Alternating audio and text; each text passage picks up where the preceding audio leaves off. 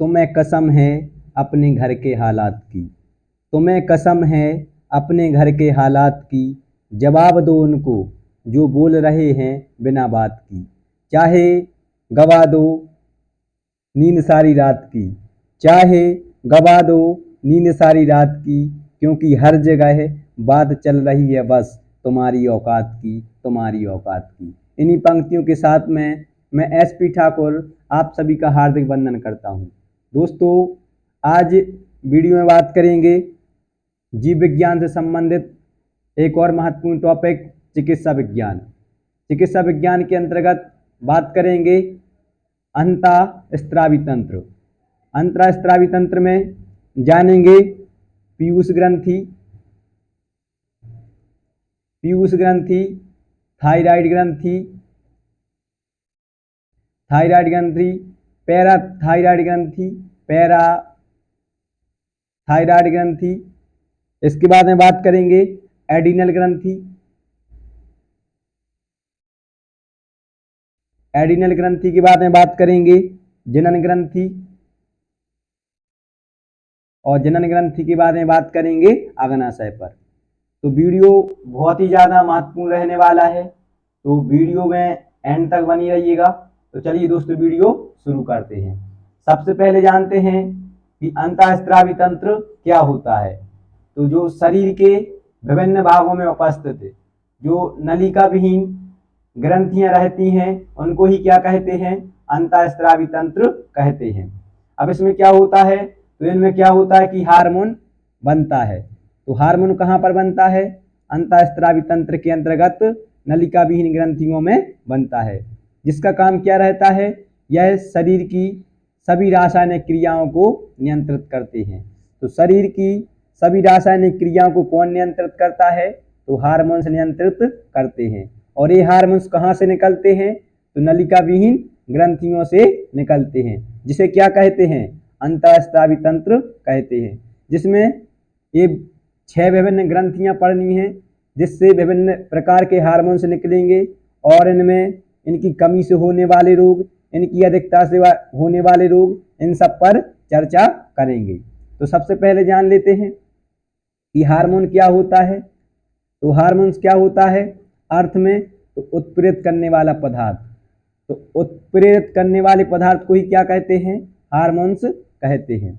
यह अंतःस्रावी ग्रंथियों द्वारा निकलकर रक्त में मिलता है तथा शरीर के विभिन्न अंगों में पहुंचकर उनके कार्यों को प्रभावित करता है। और जो हार्मोन्स होते हैं वह क्या होते हैं, तो अमीनो अम्ल और प्रोटीन तथा स्टेरॉइड होते हैं। तो ये याद रखोगे कि हार्मोन्स क्या होते हैं, तो अमीनो अम्ल, प्रोटीन तथा स्टेरॉइड होते हैं। अब बात करते हैं अंतःस्रावी ग्रंथि के अंतर्गत आने वाली प्रमुख ग्रंथियां, जिसमें सबसे पहले बात करेंगे पीयूष ग्रंथि। वेरी IMP है, बहुत बार परीक्षा में पूछी गई है कि मास्टर ग्रंथि किसके लिए कहा जाता है, तो पीयूष ग्रंथि के लिए कहा जाता है। इसके लिए ही पिट्यूटरी ग्लैंड भी कहा जाता है। जो पीयूष ग्रंथि रहती है यह कहाँ पर पाई जाती है, तो यह कपाल में स्थित होती है, और इसका वजन कितना होता है, तो 0.6 ग्राम इसका वजन होता है। कितना होता है, 0.6 ग्राम इसका वजन होता है। किसका, पीयूष ग्रंथि का, जिसके लिए ही क्या कहते हैं, मास्टर ग्रंथि कहते हैं। क्वेश्चन पूछा जाता है कि मास्टर ग्रंथि किस ग्रंथि के लिए कहा जाता है, तो किस ग्रंथि के लिए कहा जाता है, पीयूष ग्रंथि के लिए कहा जाता है। जो पीयूष ग्रंथि है यह किसके द्वारा नियंत्रित होती है, तो हाइपोथैलेमस के द्वारा नियंत्रित होती है। ये याद रखोगे, पीयूष ग्रंथि किसके द्वारा नियंत्रित होती है, तो हाइपोथैलेमस के द्वारा नियंत्रित होती है। जो पीयूष ग्रंथि से हार्मोन्स निकलते हैं वह सभी क्या होते हैं, प्रोटीन होते हैं। तो याद रखोगे कि पीयूष ग्रंथि से निकलने वाले हार्मोन सभी क्या होते हैं, प्रोटीन होते हैं। अब बात करते हैं कि पीयूष ग्रंथि को कितने भागों में बांटा गया है, डिवाइड किया गया है। तो इसको 3 भागों में बांटा गया है, अग्रपिंडक, मध्यपिंडक और पश्चपिंडक। तो चलिए इनको भी एक एक करके जान लेते हैं कि ये पीयूष ग्रंथि के कौन कौन से भाग हैं। तो सबसे पहले बात करते हैं अग्रपिंडक की। तो यह पीयूष ग्रंथि का सबसे आगे का भाग होता है, जो कि कुल ग्रंथि का कितना होता है, 75% होता है। तो अग्रपिंडक पीयूष ग्रंथि का कितने परसेंट होता है, 75% होता है। अग्रपिंडक से कौन कौन से हार्मोन्स निकलते हैं, इंपोर्टेंट है, वृद्धि हार्मोन्स, जिसके लिए क्या कहा जाता है, सामेटोट्रोपिक हार्मोन्स, एसटीएच कहा जाता है। याद रखोगे वृद्धि हार्मोन्स कहाँ से निकलता है, तो पीयूष ग्रंथि के अग्रपिंडक भाग से निकलता है। इस सामेटोट्रोपिक हार्मोन्स का कार्य क्या है, तो यह मुख्यतः शरीर की वृद्धि में सहायक होता है, इसलिए ही इसको क्या कहा जाता है, वृद्धि हार्मोन कहा जाता है। अब इसका क्या क्या कार्य है, तो शरीर में प्रोटीन संश्लेषण, कोशिका विभाजन, ऊतकों को क्षय होने से रोकना तथा हड्डियों के विकास में सहायता करता है। तो शरीर में प्रोटीन का संश्लेषण, कोशिका विभाजन और ऊतकों को क्षय होने से कौन रोकता है, तो सामेटोट्रोपिक हार्मोन्स रोकता है, जिसके लिए क्या बोलते हैं, वृद्धि हार्मोन्स कहते हैं, एसटीएच, सामेटोट्रोपिक हार्मोन्स। याद रखोगे, ये फुल फॉर्म भी पूछ लिया जाता है कभी कभार। अब बात करते हैं कि इस हार्मोन से अगर कम स्त्रावित होता है तो कौन कौन से रोग होते हैं। अगर ये कम स्त्रावित होगा तो सबसे पहले बौनापन, जिसके लिए मिजेटस कहते हैं, यह रोग बाल्यावस्था में होता है और यह किसकी कमी से होता है, तो एसटीएच की कमी से होता है, सामेटोट्रोपिक हार्मोन्स। कौन सा हार्मोन है, सामेटोट्रोपिक हार्मोन्स। ये फुल फॉर्म आप याद रखोगे, पूछा जाता है, सीधा सीधा पूछ लिया जाता है एसटीएच का फुल फॉर्म। और अगर ये आप पीडीएफ लेना चाहते हो तो ये हमारा व्हाट्सएप नंबर है 6265439090। इस पे आप मैसेज कर देना तो मैं आपको ये पीडीएफ बिल्कुल फ्री में सेंड कर दूंगा। तो जो बौनापन या मिजेटस रोग होता है यह कौन सी अवस्था में होता है, तो बाल्यावस्था में होता है। इसमें क्या होता है, तो इसमें मानसिक रूप से तो पूर्ण विकास हो जाता है, लेकिन जो शारीरिक वृद्धि होती है वह नहीं हो पाती है। इसके बाद एसटीएच की कमी से एक रोग और होता है, साइमंड रोग, जो कि प्रौढ़ावस्था में होता है।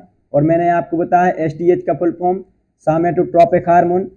और इसमें क्या होता है, तो इसमें ऊतक क्षय हो जाते हैं, जिसमें व्यक्ति समय से पूर्व ही कैसा लगने लगता है, बूढ़ा सा लगने लगता है। आपने देखा होगा बहुत से ऐसे व्यक्ति हैं जो लगते हैं समय से पहले ही ज़्यादा उम्र के लगने लगते हैं, तो वह किसकी कमी से लगने लगते हैं, सामेटोट्रोपिक हार्मोन्स की कमी से लगने लगते हैं।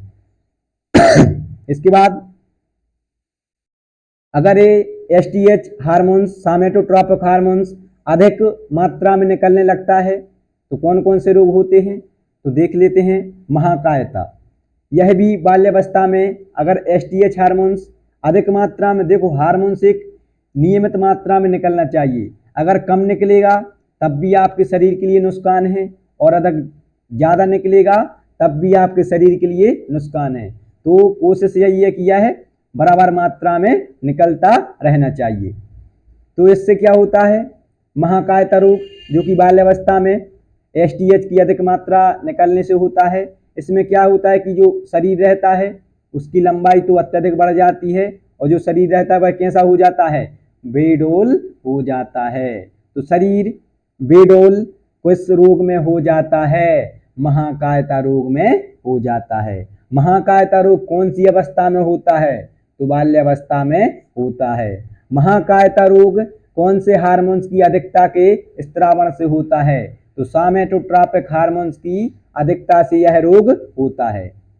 इसके बाद एक रोग और होता है एक्रोमेगली, जो कि एसटीएच के हार्मोन्स अधिक निकलने से ही होता है और यह रोग बड़ों में होता है। इसमें रहता है कि जो हाथ पैर रहते हैं वह अधिक लंबे हो जाते हैं और जो गालों की हड्डियां रहती हैं वह कैसी हो जाती हैं, उभर जाती हैं। तो हाथ पैर की लंबाई और गालों की हड्डियां निकलना यह किस रोग में होता है, तो एक्रोमेगली रोग में होता है। इसके बाद थायराइड प्रेरक हार्मोन्स टीएसएच, यह भी कौन सी ग्रंथि से निकलते हैं, तो पीयूष ग्रंथि के अग्रभाग से निकलते हैं। ये मत भूलना आप कि यह पीयूष ग्रंथि के अंतर्गत अभी आप अग्रपिंडक भाग पढ़ रहे हो। ठीक है, तो जो थायराइड प्रेरक हार्मोन्स है यह भी अग्रपिंडक भाग पीयूष ग्रंथि से निकलता है। TSH थायराइड प्रेरक हार्मोन्स, यह थायराइड ग्रंथि से निकलने वाला हार्मोन्स है जो कि किसको प्रभावित करता है, थायरॉक्सिन को प्रभावित करता है। इसके बाद एडिनो कार्टिकोट्रोपिक हार्मोन्स ACTH, जो यह हार्मोन्स रहता है यह एडिनल ग्रंथि के कॉर्टेक्स को प्रभावित करता है। तो एडिनल ग्रंथि के कॉर्टेक्स को कौन सा हार्मोन प्रभावित करता है, ACTH प्रभावित करता है। जो इससे निकलने वाला हार्मोन्स रहता है वह इसको प्रेरित करता है। इसके बाद नेक्स्ट है गोनेडोट्रोपिक हार्मोन्स GTH, जो यह हार्मोन्स रहता है यह जनन ग्रंथियों की क्रियाशीलता को प्रभावित करता है। तो याद रखोगे कि जनन ग्रंथियों की क्रियाशीलता को कौन सा हार्मोन्स प्रभावित करता है, तो गोनेडोट्रोपिक हार्मोन्स प्रभावित करता है। अब इसी के अंतर्गत देख लेते हैं फॉलिकल स्टिमुलेटिंग हार्मोन्स FSH, यह हार्मोन्स पुरुषों में शुक्र कीट निर्माण तथा स्त्रियों में अन्नाणु निर्माण को प्रेरित करता है। तो पुरुषों में शुक्र कीट निर्माण तथा स्त्रियों में अन्नाणु निर्माण को कौन सा हार्मोन प्रेरित करता है, तो फॉलिकल स्टिमुलेटिंग हार्मोन्स प्रेरित करता है। इसके बाद हम बात करते हैं नेक्स्ट प्रोलैक्टिन हार्मोन्स, जिसके लिए ल्यूटियोट्रोपिक हार्मोन्स भी बोलते हैं, शॉर्ट में LTH। जो यह हार्मोन्स रहता है यह अंडाशय से निकलने वाले प्रोजेस्टेरॉन हार्मोन्स को चालू रखने में सहायता करता है। और इस हार्मोन्स के द्वारा क्या होता है, तो जो दुग्ध स्त्राव रहता है उसको कायम रखता है। तो दुग्ध स्त्राव को कौन सा हार्मोन्स स्त्रावित रखने में कायम होता है, तो LTH। इसकी कमी से क्या होता है, दुग्ध स्त्राव नहीं होता है। यह पीयूष ग्रंथि के अग्रभाग पीयूष ग्रंथि के अग्रभाग से निकलने वाले हार्मोन्स हैं। कौन से भाग से, अग्रभाग से, जो कितने % है, पीयूष ग्रंथि का 75% है। इसके बाद पीयूष ग्रंथि का सेकंड भाग जिसको मध्यपिंडक कहते हैं, इससे केवल एक ही हार्मोन से निकलता है। तो याद रखोगे वह कौन सा हार्मोन्स है, मेलेनोसाई प्रेरक हार्मोन्स MSH। इस हार्मोन्स का क्या कार्य है, तो यह हार्मोन्स जीवों में मेलेनिन पिगमेंट को फैलाकर त्वचा के रंग को निर्धारित करता है। तो त्वचा के रंग को कौन सा हार्मोन्स निर्धारित करता है, मेलेनोसाई प्रेरक हार्मोन्स। और उसमें कौन सा पिगमेंट बनता है, तो मेलेनिन पिगमेंट बनता है। यही क्वेश्चन पूछा गया था। और यह हार्मोन्स मनुष्यों में तिल पड़ने के लिए प्रेरित करता है। तो मनुष्यों में तिल पड़ने के लिए कौन सा हार्मोन प्रेरित करता है, मेलेनोसाई प्रेरक हार्मोन्स। और यह कहाँ से निकलता है, तो मोटे तौर पर पीयूष ग्रंथि से। और अगर ज़्यादा ही डीपली पूछा जाए तो पीयूष ग्रंथि के मध्य भाग से निकलता है। ठीक है, मध्य भाग से एक ही निकलता है। इसके बाद बात करते हैं पश्चिम पिंडक, जो कि पीयूष ग्रंथि का अंतिम भाग है। या पूरी ग्रंथि का कितना होता है, 1/4 भाग बनाता है। इससे भी 2 हार्मोन्स निकलते हैं। तो वो हार्मोन्स कौन कौन से हैं उनको देख लेते हैं। सबसे पहले वैसोप्रेसिन, या जिसके लिए एंटी डाईयूरेटिक हार्मोन्स ADH कहा जाता है। अब ADH का क्या कार्य होता है, तो यह किडनी को जल के पुनर्अवशोषण के लिए प्रेरित करता है। तो किडनी को जल के पुनः अवशोषण के लिए कौन सा हार्मोन प्रेरित करता है, ADH प्रभावित करता है। यह शरीर में जल संतुलन में सहायक होता है। तो शरीर में जल के संतुलन में कौन सा हार्मोन सहायक होता है, इंपोर्टेंट है, एंटीडाईयूरेटिक हार्मोन्स सहायक होता है। इस हार्मोन्स की कमी से कौन कौन से रोग होते हैं, तो देख लेते हैं। इसकी कमी से जो यूरिन रहती है वह पतली हो जाती है एवं अधिक मात्रा हो जाती है। इसे मूत्रता कहते हैं। इसे उदकमेह या डायबिटीज इंसिपिडस भी कहा जाता है। अगर बात करें कि एडीएच अधिक मात्रा में स्रावित होने लगे तो उससे कौन कौन से रोग होते हैं, तो देख लेते हैं। एडीएच की अधिकता से जल का पुनर्अवशोषण अधिक होता है, जिससे यूरिन गाढ़ी हो जाती है और ब्लड पतला हो जाता है। पश्चिम भाग से एक हार्मोन्स और स्रावित होता है, वह कौन सा है, तो ऑक्सीटोसिन हार्मोन्स, जिसको पाइटोसिन हार्मोन्स भी कहते हैं।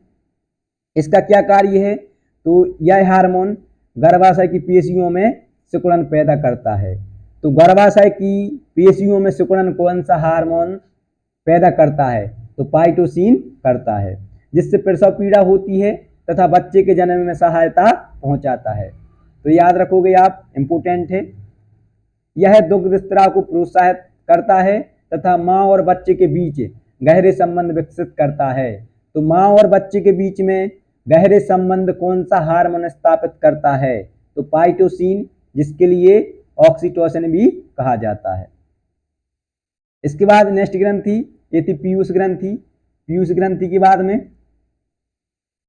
बात करते हैं थायराइड ग्रंथि। तो थायराइड ग्रंथि मनुष्य में कहाँ पर होती है, तो गर्दन में श्वास नली के जो ट्रेकिया होती है उसके दोनों ओर स्वर तंत्र, जिसके लिए लैरिंक्स के नीचे स्थित होती है। तो जो थायराइड ग्रंथि होती है वह कहाँ पर, गर्दन में श्वास नली के दोनों ओर स्वर तंत्र के नीचे स्थित होती है। यह शरीर की सबसे बड़ी अंतःस्रावी ग्रंथि है। मोस्ट इम्पोर्टेंट है कि शरीर की सबसे बड़ी अंतःस्रावी ग्रंथि कौन सी है, तो थायराइड ग्रंथि है। कौन सी ग्रंथि है, थायराइड ग्रंथि है। इससे केवल एक ही हार्मोन निकलता है, वह कौन सा है, थायरॉक्सिन, जिसके लिए क्या बोलते हैं, टेट्रा आयोडो थायसैनिन T4 कहा जाता है। यह मुख्यतः अमीनो अम्ल है जिसमें 65% आयोडीन होता है। तो थायरॉक्सिन में आयोडीन की कितनी परसेंट मात्रा होती है, 65% मात्रा होती है।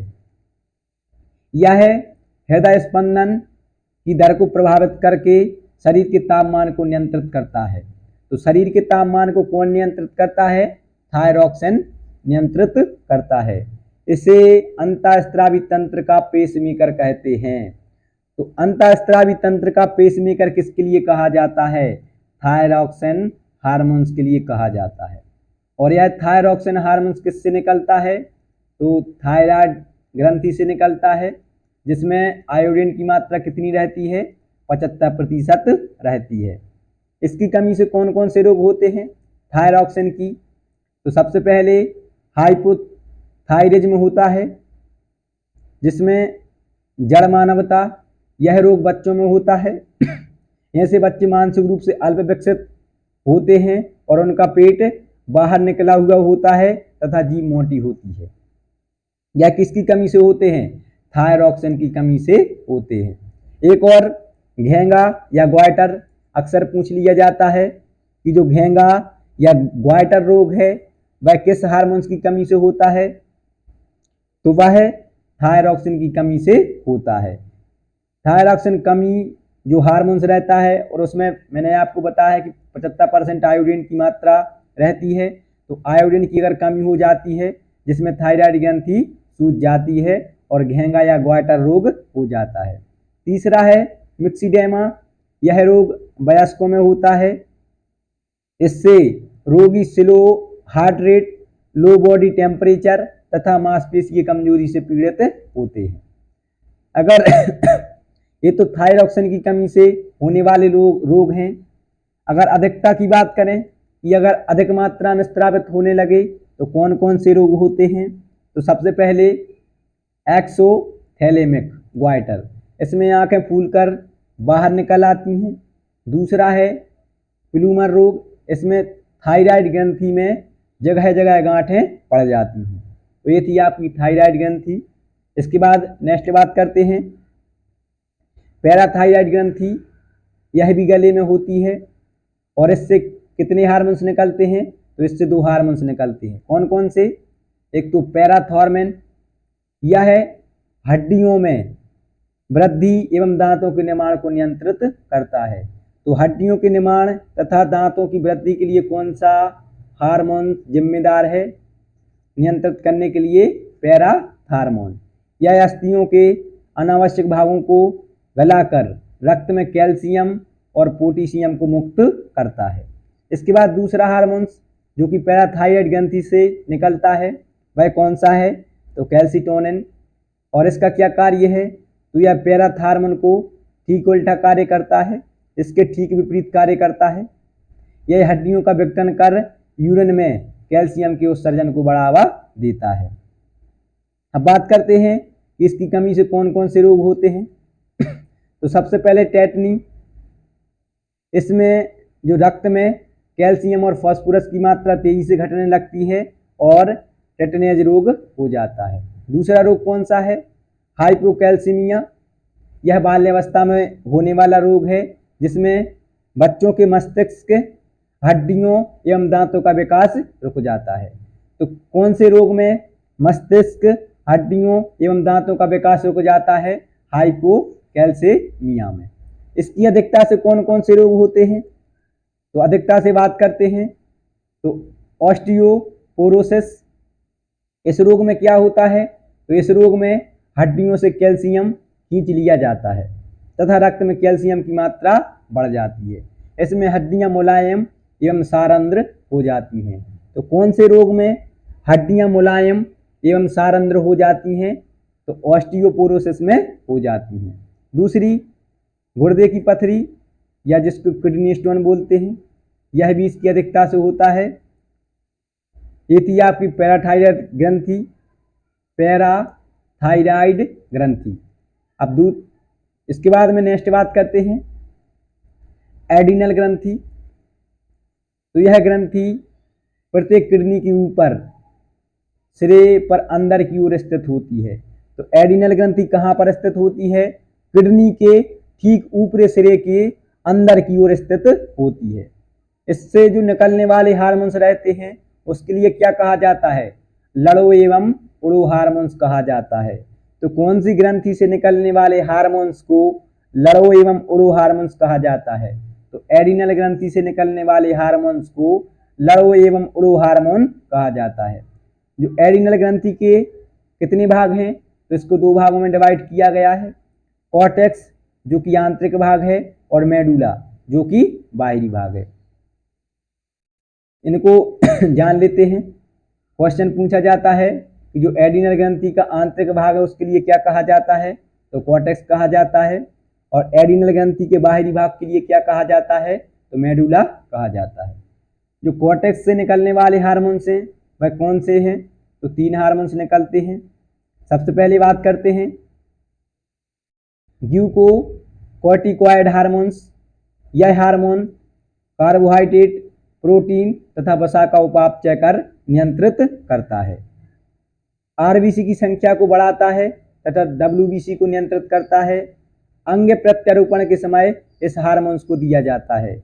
मोस्ट इम्पोर्टेंट है कि अंग प्रत्यारोपण के समय कौन सा हार्मोन्स दिया जाता है? तो ग्लूकोकॉर्टिकॉइड हार्मोन्स दिया जाता है। इसके बाद दूसरा बात करते हैं जो कि एडिनल ग्रंथि के आंतरिक भाग से निकलता है वह कौन सा है? मिनरेलोकॉर्टिकॉइड हार्मोन्स। यह हार्मोन्स क्या करता है? तो यह शरीर में खनिजों जैसे NaCl, कैल्शियम, पोटेशियम आदि की मात्रा को नियंत्रित करता है। इसके बाद तीसरा है एडिनल लिंग हार्मोन्स। यह हार्मोन पेशियों तथा हड्डियों के विकास तथा यौनाचरण को नियंत्रित करता है। तो हड्डियों के विकास तथा यौनाचरण को कौन नियंत्रित करता है? एडिनल लिंग हार्मोन्स करता है। इसके बाद ये आपका क्लोरीन हो गया, ये आपका कैल्शियम है, ठीक है, ये आपका निकल है। इसके बाद हम बात करते हैं कि जो एडिनल लिंग हार्मोन्स है यह मुख्यतः पुरुषों में एंड्रोजन तथा महिलाओं में एस्ट्रोजन होते हैं। स्त्रियों में इस हार्मोन की अधिकता से चेहरे पर बाल बढ़ने लगते हैं जिसे एडिनल विरिलिज्म कहा जाता है। तो किस हार्मोन्स की अधिकता से स्त्रियों के चेहरे पर बाल बढ़ने लगते हैं? एडिनल लिंग हार्मोन्स की अधिकता से, जिसके लिए ये क्या कहा जाता है? तो एडिनल विरिलिज्म कहा जाता है। कोर्टेक्स जीवन में बहुत ही आवश्यक है। यदि इसे शरीर से पूरी तरह निकाल दिया जाए तो मनुष्य 1 या 2 ही सप्ताह जी सकता है। तो याद रखना, कोर्टेक्स जो कि एडिनल ग्रंथि का आंतरिक भाग है। इसके बाद एडिनल ग्रंथि का जो बाहरी भाग है जिसे मेडुला कहते हैं, मेडुला से कौन कौन से हार्मोन स्रावित होते हैं? तो सबसे पहले एडेनिन, जिसके लिए एपिनेफ्रिन भी कहा जाता है। यह हार्मोन क्रोध, डर, अपमान, मानसिक तनाव, व्यग्रता, घबराहट की स्थिति में ज़्यादा मात्रा में निकलने लगता है। तो डर, अपमान, क्रोध, मानसिक तनाव आदि की स्थिति में कौन सा हार्मोन निकलता है? एपिनेफ्रिन हार्मोन्स निकलता है, जिससे इन संकटकालीन परिस्थितियों में उचित कदम उठाने का निर्णय लिया जा सके। तो संकटकालीन परिस्थितियों में उचित कदम उठाने का निर्णय देने की क्षमता कौन सा हार्मोन करता है? एडेनिलिन हार्मोन करता है। यह हृदय स्पंदन की दर को बढ़ाता है। हृदय स्पंदन एकाएक रुक जाने पर इसे पुनः चालू करने में सहायक होता है। तो हृदय एकाएक रुक जाने पर उसको पुनः चालू करने में कौन सा हार्मोन सहायक होता है? तो एपिनेफ्रिन हार्मोन सहायक होता है। यह रोंगटे खड़े करने के लिए प्रेरित करता है। इंपोर्टेंट है, याद रखोगे। यह आंखों की पुतलियों को फैलाता है। तो आंखों की पुतलियों को तथा रोंगटे खड़े करने के लिए कौन सा हार्मोन जिम्मेदार है? तो एडेनिलिन हार्मोन जिम्मेदार होता है। इसके बाद मेडुला, जो कि एडिनल ग्रंथि का बाहरी भाग है, उससे दूसरा हार्मोन कौन सा निकलता है? तो नॉर एडेनिलिन, जिसके लिए नॉर एपिनेफ्रिन भी कहा जाता है। यह हार्मोन रुधिर वाहिनियों को संकुचित करता है, जिससे बीपी बढ़ता है, ब्लड प्रेशर बढ़ता है। अब बात करते हैं इसके कम स्त्रावण से कौन कौन से रोग होते हैं।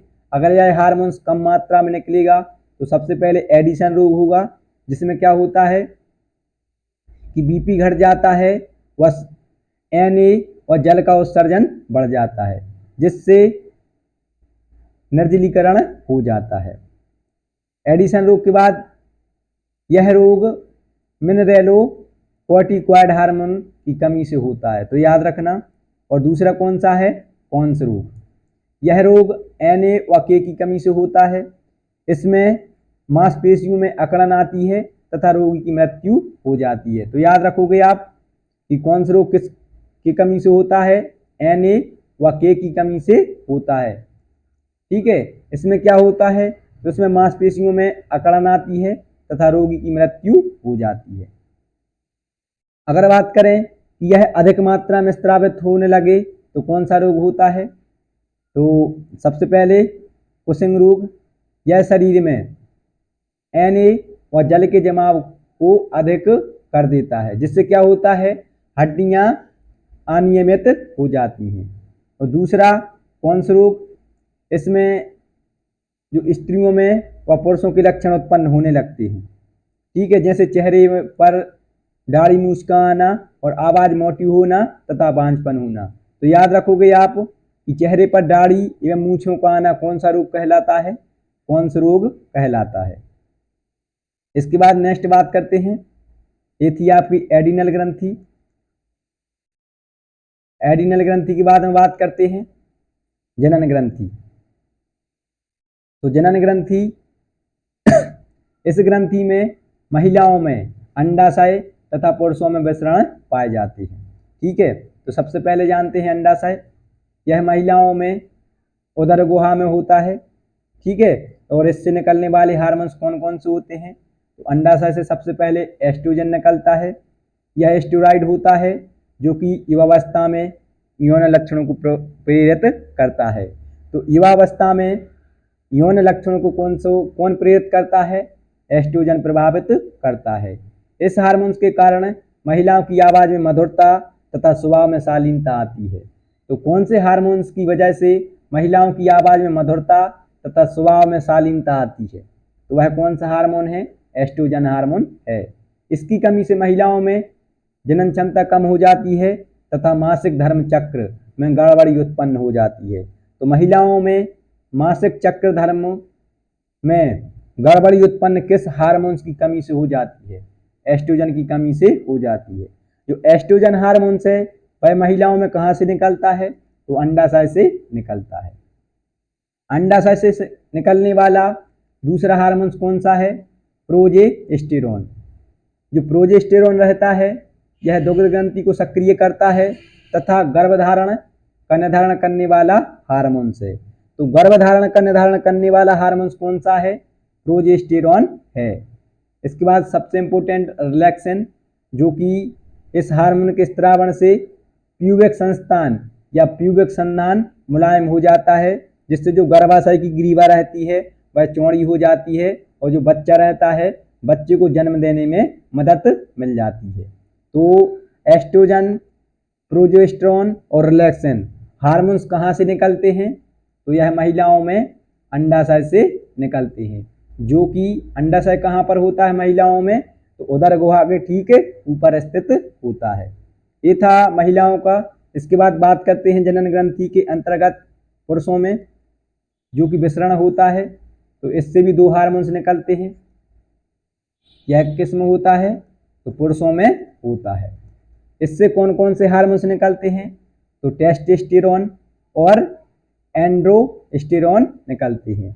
यह दोनों हार्मोन्स संयुक्त रूप से निकलते हैं, जिनको एंड्रोजन कहा जाता है। मनुष्य में एंड्रोजन हार्मोन का स्त्रावण लैडेक कोशिकाओं से होता है। तो एंड्रोजन हार्मोन्स का स्त्रावण मनुष्य में कहाँ से होता है? लैडेक कोशिकाओं से होता है। और इन हार्मोन्स की वजह से क्या होता है?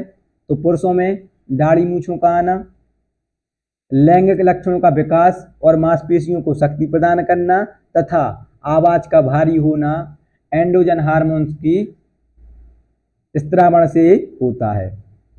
ये थी आपकी जनन ग्रंथियां। जनन ग्रंथियों के बारे में बात करते हैं। अग्नाशय ये लास्ट है, क्योंकि यह मिश्रित ग्रंथि की तरह कार्य करती है। इसमें असंख्य सूक्ष्म अंतःस्रावी ग्रंथियां पाई जाती हैं, जिन्हें लैंगर हैंस द्वीप कहते हैं। तो क्वेश्चन बनता है कि लैंगर हैंस द्वीप कहाँ पर पाए जाते हैं? अग्नाशय में पाए जाते हैं। अंतःस्रावी ग्रंथि में मिश्रित ग्रंथि की तरह कार्य कौन सी ग्रंथि करती है? तो अग्नाशय करता है। जो लैंगर हैंस द्वीप होते हैं, यह 3 प्रकार की कोशिकाएं पाई जाती हैं। कौन कौन सी? अल्फा, बीटा और डेल्टा। तो अल्फा, बीटा और डेल्टा कोशिकाएं कहाँ पर पाई जाती हैं? अग्नाशय में पाई जाती हैं। और अग्नाशय से 3 हार्मोन्स निकलते हैं। कौन कौन से हैं? तो उनको जान लेते हैं। तो सबसे पहले ग्लूकागॉन हार्मोन्स, यह अल्फा कोशिकाओं से निकलता है और इसमें जो यकृत में क्या रहता है? ग्लूकोज की मात्रा को बढ़ा देता है। दूसरा है आपका इंसुलिन। इंसुलिन बीटा कोशिकाओं से निकलता है, वेरी आईएमपी है। पूछा जाता है कि जो बीटा कोशिकाओं से निकलने वाला हार्मोन से वह कौन सा है? तो इंसुलिन है। और इंसुलिन क्या है? तो यह मुख्यतः क्या है? प्रोटीन है। इसका कार्य क्या है? तो यह कार्बोहाइड्रेट के उपापचय में मदद करता है और प्रोटीन संश्लेषण को प्रेरित करता है। बात करें अगर इंसुलिन की कमी से कौन कौन से रोग होते हैं, तो इंसुलिन की कमी से डायबिटीज, जिसके लिए आप हिंदी में मधुमेह कहते हैं, इस रोग में जो रक्त में है ग्लूकोज की मात्रा बढ़ जाती है, जिससे ग्लूकोज यूरिन से उत्सर्जित होने लगता है। इससे यूरिन में जल की मात्रा बढ़ जाती है, जिससे यूरिन पतली हो जाती है तथा बार बार बहुमूत्रता की अवस्था होती है। तो बहुमूत्रता की अवस्था किससे होती है? इंसुलिन की कमी से होती है। इसकी अधिकता से कौन सा रोग होता है? तो अधिकता से हाइपोग्लाइसीमिया रोग होता है, जिसमें ग्लूकोज की मात्रा कम हो जाती है। ब्लड में ग्लूकोज की मात्रा कम हो जाती है, जिससे क्या होता है? कम दिखाई देने लगता है, जनन क्षमता कम हो जाती है और अधिक थकावट महसूस होने लगती है। और तीसरी कौन सी है? तो सोमैटोस्टेटिन, यह डेल्टा कोशिकाओं से निकलता है और यह पचे हुए भोजन की स्वांगीकरण की अवधि को बढ़ाता है। तो पचे हुए भोजन की स्वांगीकरण अवधि को कौन सा हार्मोन बढ़ाता है? सोमैटोस्टेटिन स्टेटन हार्मोन्स बढ़ाता है। तो दोस्तों ये था आपका अंतःस्रावी तंत्र, जिसके अंतर्गत पीयूष ग्रंथि, थायराइड ग्रंथि, पैराथायराइड ग्रंथि, एड्रिनल ग्रंथि, जनन ग्रंथि और अग्नाशय, इन सभी को विस्तार पूर्वक जाना। तो आई होप, मैं आशा करता हूँ कि आप सभी के लिए जानकारी अच्छी लगी होगी। अगर आप सभी के लिए जानकारी अच्छी लगी हो तो वीडियो को लाइक और चैनल को सब्सक्राइब कीजिएगा, वीडियो को ज़्यादा से ज़्यादा शेयर कीजिएगा। मिलते हैं आप सभी को नेक्स्ट वीडियो में, तब तक आप सभी के लिए जय हिंद।